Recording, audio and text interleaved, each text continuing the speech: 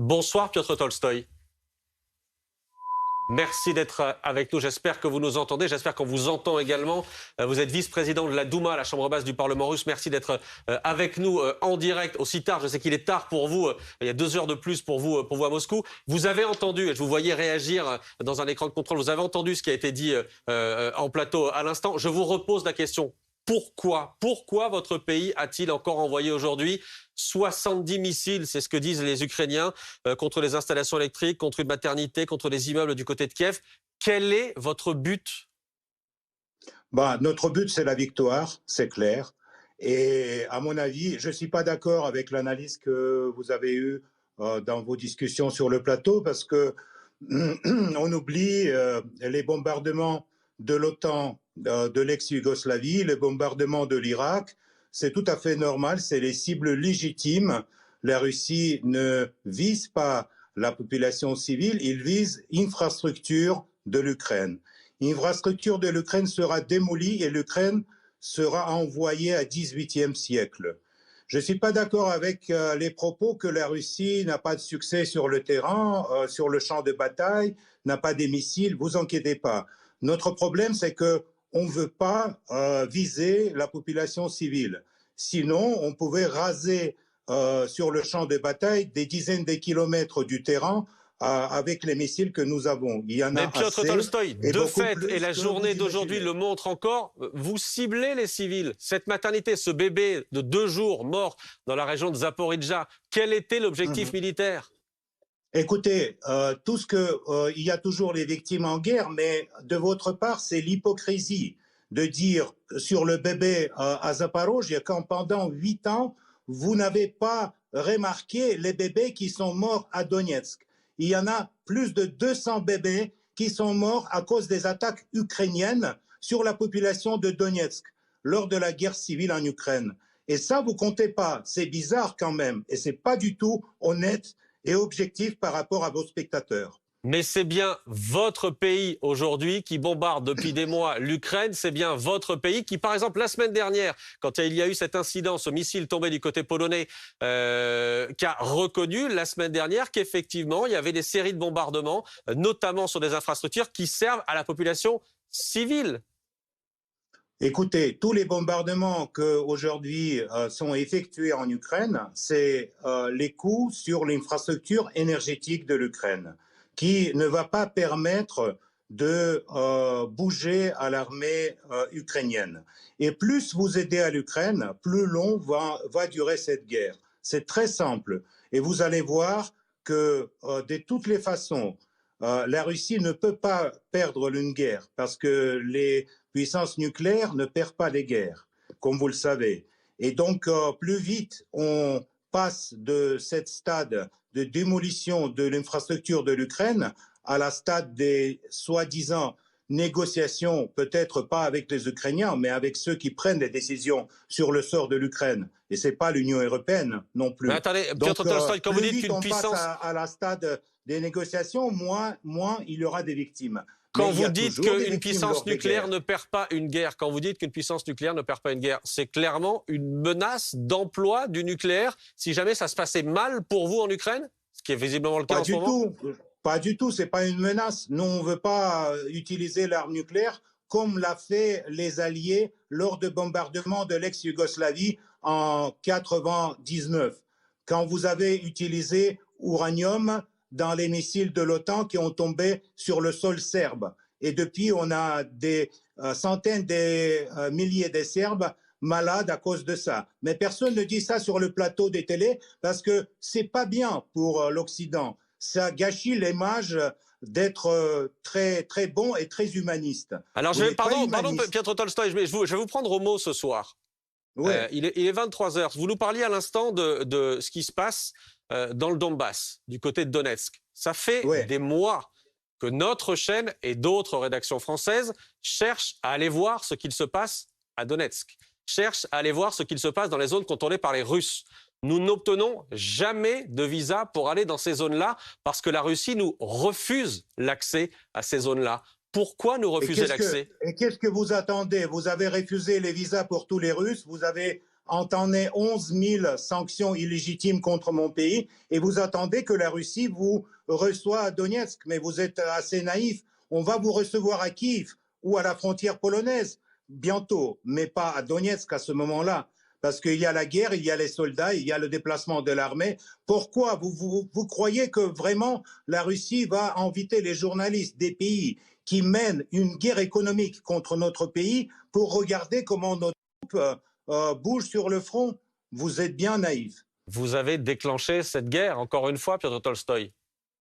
Non, c'est pas nous qui ont déclenché cette guerre, c'est vous qui ont déclenché cette guerre. Parce que toutes les préoccupations sur la sécurité qui la Russie, depuis des années, a déclaré devant l'Union européenne, devant les États-Unis, devant OTAN, etc., vous avez ignoré. Vous avez pensé que, OK, les Russes, ils ont perdu la guerre froide, on peut faire ce qu'on veut. On peut amener l'OTAN à la frontière de la Russie. Non, ça ne serait pas le cas. Et donc, vous inquiétez pas, nous, on ne veut pas les négociations là maintenant. Mais comme a dit M. Borrell, il faut gagner la guerre sur le terrain. On va gagner la guerre sur le terrain et la négociation à la frontière polonaise, on va vous inviter. Aussi les journalistes pour voir comment se sentent les Ukrainiens à l'intérieur de la Russie. Piotr Tolstoï, vous avez reculé ces derniers mois. Votre armée a reculé ces derniers mois, est partie de Tchernobyl, n'a pas réussi à prendre Kiev, est partie de Kharkiv, est partie de Kherson encore il y a 2 semaines maintenant. Recul sur recul. Et vous nous dites ce soir que vous irez jusqu'à Kiev. Ça reste l'objectif d'aller prendre Kiev et donc de faire sortir notamment Zelensky du pouvoir. Bien sûr. Bien sûr, notre objectif, c'est clair, c'est dénazification et démilitarisation de l'Ukraine. Ce que vous dites sur le regroupement de troupes russes, mais vous croyez quoi? Que la Russie a retiré les troupes de Kherson parce qu'il a peur de l'armée ukrainienne? Non, il faut regrouper les troupes avant l'hiver pour ne pas risquer les civils qui vivent à Kherson et qui sont partis avec l'armée russe, la plupart. Et pour ne pas risquer des vies de nos soldats. Nous ne sommes pas fous. Mais Kherson, c'est une ville russe après le référendum qui a eu lieu récemment. Et vous inquiétez pas, on va revenir à Kherson, on va venir à Dniepr, on va venir à Kiev. Sans doute. Il n'y a pas de doute là-dessus.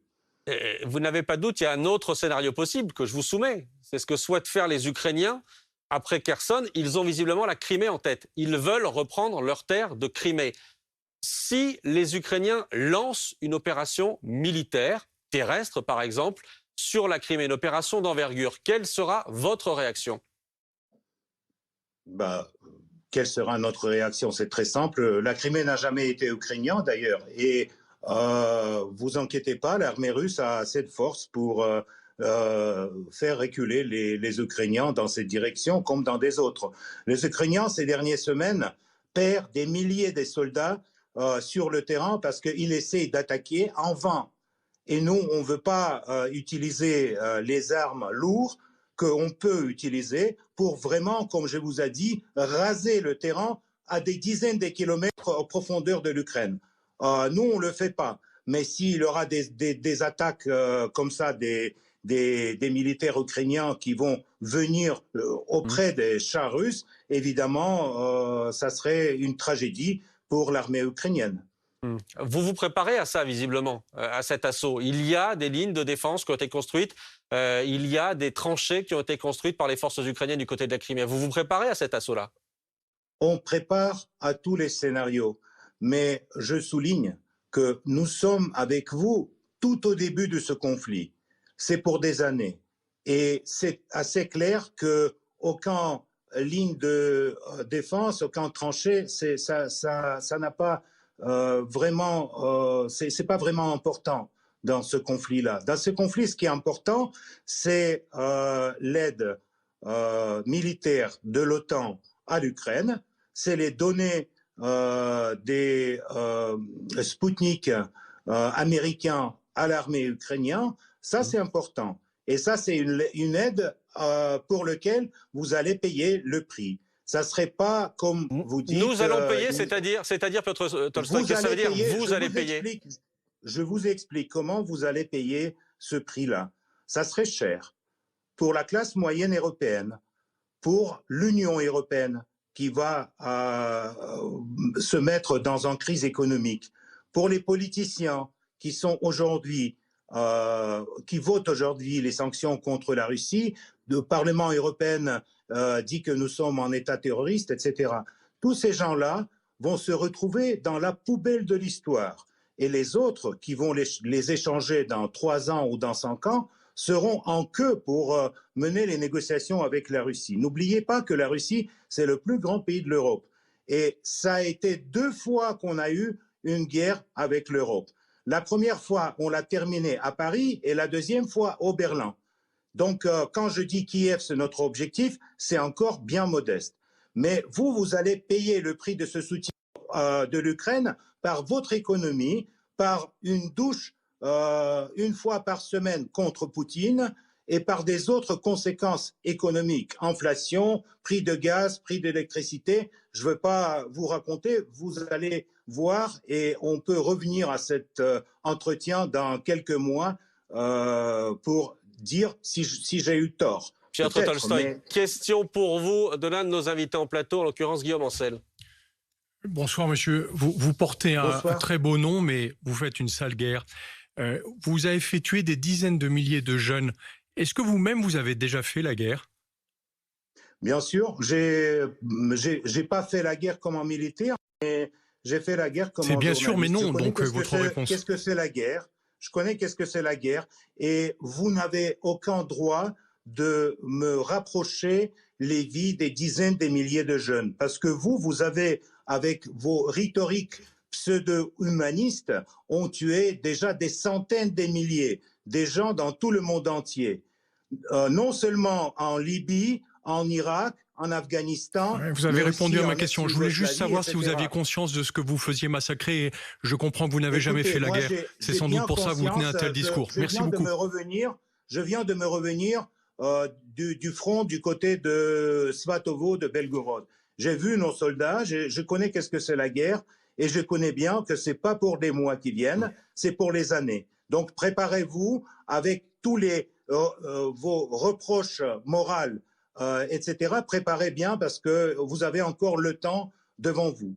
Mais Piotr Tolstoï, pardon, ensuite je laisserai la parole à Ulysse Gosset dans une seconde pour qu'on parle de Vladimir Poutine. Il y a une chose qui m'interpelle dans vos propos ce soir, c'est qu'étrangement ça a l'air de vous faire plaisir que ça dure pendant des années, qu'il y ait des souffrances côté ukrainien, mais qu'il y ait de la souffrance aussi côté russe chez vous, que ce soit parmi vos militaires ou que ce soit dans votre population qui souffre aussi aujourd'hui.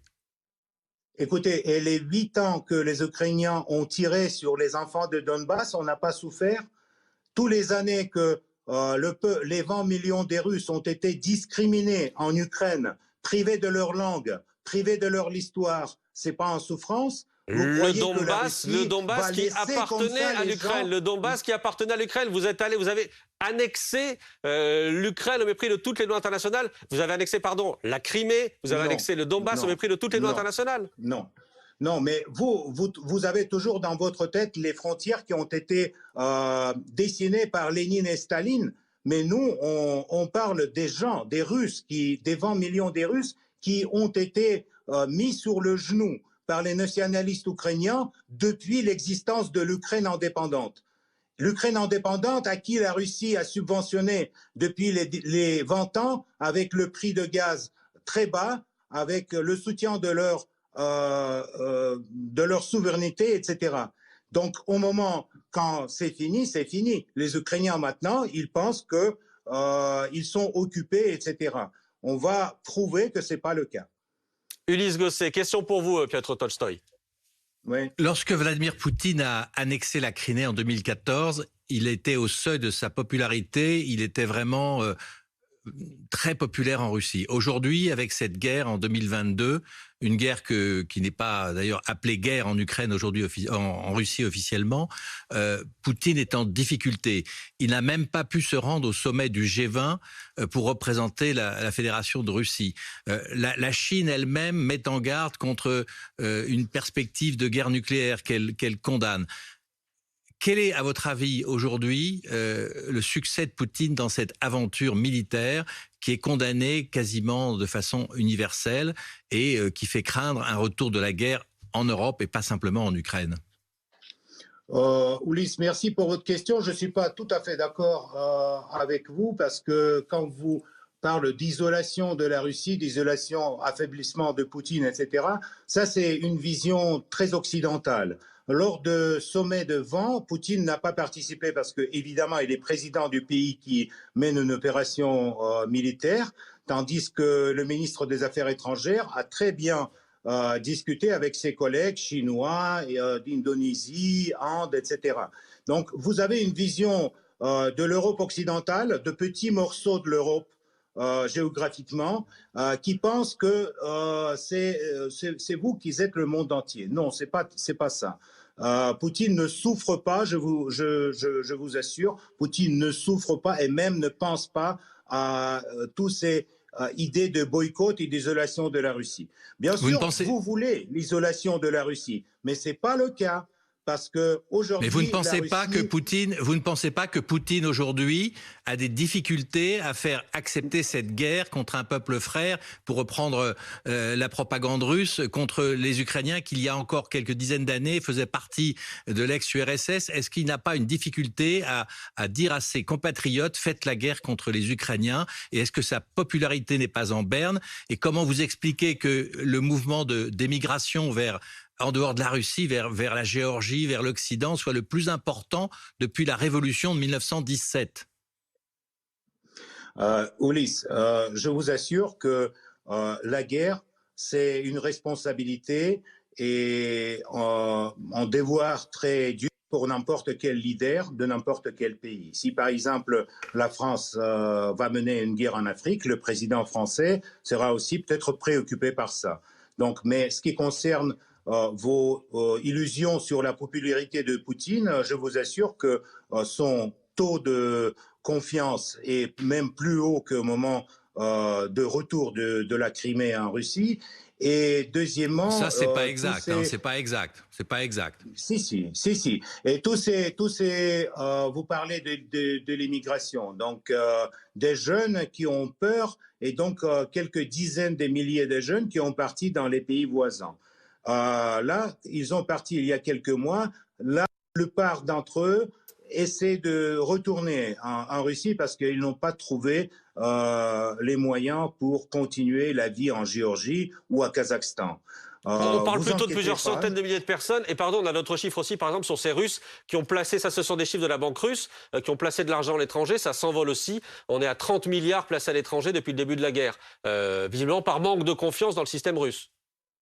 Non, c'est les chiffres, malheureusement, pour les chiffres de la Banque centrale de placement des finances, les chiffres sont grands comme ça parce qu'on n'a pas aujourd'hui la possibilité d'échanger l'argent en Russie à cause des sanctions occidentales. Donc ce chiffre est très grand, mais c'est pas les chiffres, c'est pas l'argent des gens, c'est l'argent des entreprises et l'argent qui les entreprises maintiennent à l'Occident pour payer les crédits et les taux d'intérêt sur les crédits. Ça, c'est une chose. Et la deuxième chose, des centaines, des milliers, non. Vous n'avez pas les statistiques. Nous, on a vu tout le monde qui ont franchi la frontière. On a les statistiques. Il ne s'agit pas même d'une centaine de milliers. Donc, ça c'est les choses. Pardon, mais certains pays autour de vous donnent des statistiques qui dépassent les 100 000. Donc, mais les chiffres ne sont pas bons. Il faut les vérifier alors. Piotr Tolstoï, je reviens à Vladimir Poutine. On a ce soir ces déclarations de l'un des conseillers de Volodymyr Zelensky, Arestovitch, qui dit Poutine a peur pour sa vie. S'il perd la guerre, au moins dans l'esprit des Russes, ça veut dire que c'est la fin pour lui au sens politique et même possiblement au sens physique. Poutine a peur? À mon avis, il n'y en a aucune chance que la Russie perd la guerre. Je vous ai dit déjà ça dès le début. Donc, à mon avis, Poutine n'a rien à perdre et on n'a pas encore commencé cette guerre. On a juste commencé l'opération militaire spéciale en préservant les vies des civils, ce qu'on fait jusqu'à présent. J'espère que les coûts sur l'infrastructure énergétique ukrainienne vont amener les civils qui sont dans les villes, peut-être dans les villages. Et ça va leur sauver la vie quand les troupes russes vont entrer dans les villes. Donc ça, c'est un argument tout à fait, pour vous, peut-être nouveau. Mais non, en tout cas, pardon, mais c'est pas la réaction que l'on voit et que nous décrivent nos reporters sur place quand ils interrogent les populations qui sont libérées effectivement de l'occupation russe, comme ça a été le cas à Kherson ces derniers temps. Bien sûr, bien sûr. Les reporters sur place ont déjà été privés d'accréditation à cause qu'ils ont pris les interviews avec les Russes qui ont regretté le départ des troupes russes. Alors les Ukrainiens avec la liberté de parole, excusez-moi, ça c'est vraiment... Là, je ne sais pas ce que vous parlez, mais simplement une chose, j'ai encore deux questions à vous poser, Piotr Tolstoï. On a bien compris ce soir que votre objectif militaire, ça reste la prise totale de l'Ukraine. Vous dites on ira à Kiev, on ira jusqu'à la frontière polonaise. Est-ce que vous pourriez franchir cette frontière-là? Est-ce que vous pourriez faire déborder cette guerre au-delà du territoire de l'Ukraine? Mais pour quelle raison? Donc vous dites non. Pour quelle raison? Pour quelle raison? Vous êtes visiblement, dans le discours que vous nous donnez ce soir, il y a visiblement de la haine contre les Ukrainiens, mais il y a aussi une opposition franche par rapport à l'OTAN, par rapport à l'Union européenne, dans les discours que vous nous avez donnés ce soir. Vous pourriez être tenté d'aller plus loin que les frontières polonaises, par exemple. Je souligne que c'est pas nous qui sommes en source de cette opposition. C'est l'OTAN, c'est l'Union européenne qui aujourd'hui envoie l'armement lourd en Ukraine, qui tire sur les villes russes, par exemple. Donc c'est pas notre faute, c'est la vôtre. Ça, c'est la première chose. La deuxième chose, c'est que, évidemment, dans toutes les guerres, il y a un moment quand il faut arrêter, mener les négociations, etc. Mais pour l'instant, c'est pas le moment, à mon avis. Et vous inquiétez pas, on va pas entrer sur le territoire polonais. On va laisser les Polonais pour l'Union européenne. Ça serait fini plus vite avec les Polonais. Et donc, j'ai aucune haine à des Ukrainiens parce que moi, je suis moitié ukrainien et j'adore l'Ukraine. Kiev, c'est la ville où est né mon arrière-grand-père et je ne veux pas permettre à M. Zelensky et toute la bande autour de lui, ni aux Européens, d'occuper ma ville, Kiev. Donc, disons que vous avez une étrange façon de montrer l'amour que vous portez au peuple ukrainien. Une dernière question, Lise Gosset. Ce n'est pas une étrange façon, c'est le changement du régime politique soutenu par les Européens, donc par vous. Dans un pays qui n'est pas le vôtre. Une question sur... dans le pays qui est le mien. Je suis né dans ce pays, c'est mon pays. Pourquoi ce n'est pas notre pays? C'est mon pays. Mais vous parlez des frontières qui ont été dessinées par Lénine et Staline à l'intérieur de l'Union soviétique et vous croyez que ces frontières, ça sert quelque chose pour 20 millions de Russes qui habitent en Ukraine et qui sont aujourd'hui toujours sous la presse des nationalistes ukrainiens. Ulysse, dernière question. Ouais, je rappelle quand même que l'indépendance de l'Ukraine a été décidée avec Boris Yeltsin, qui était à l'époque très proche de Vladimir Poutine. Et c'est comme cela que la Fédération de Russie également est devenue ce qu'elle est aujourd'hui. Donc, une question à propos de M. Prigojine. Est-ce que vous avez le sentiment qu'il va créer son propre parti? Est-ce qu'il est une menace pour le chef du Kremlin? Est-ce que vous êtes inquiet de cette montée en puissance de cet homme qui maintenant a quasiment une armée privée, qui a beaucoup de moyens, des moyens à la fois militaires, à la fois de police, des moyens sur Internet? Est-ce qu'il inquiète? Est-ce qu'il est une menace pour la stabilité du régime de Vladimir Poutine? Non, Ulysse, c'est encore une hypothèse, malheureusement, qui est loin de la réalité. Monsieur Prigojine, c'est vrai que il a peut-être des liens avec des bataillons, des bénévoles qui aujourd'hui combattent au front non loin de Donetsk et qui ont tué beaucoup des Polonais, des mercenaires américains, anglais, tous ces gens-là qui veulent se battre pour la démocratie ukrainienne contre les Russes. C'est vrai qu'il ne prend pas les prisonniers.